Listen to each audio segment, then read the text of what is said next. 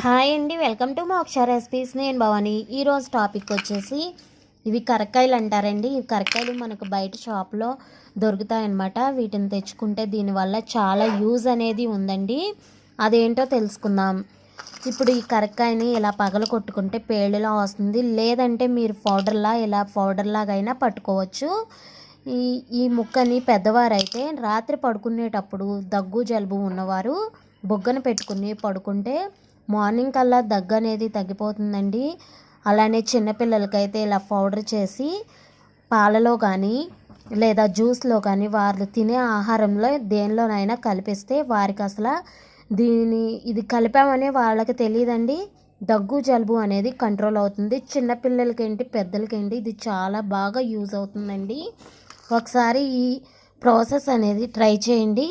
అలానే ఈ వీడియో మీకు నచ్చితే లైక్ చేయండి, షేర్ చేయండి, అలానే కామెంట్ చేయండి.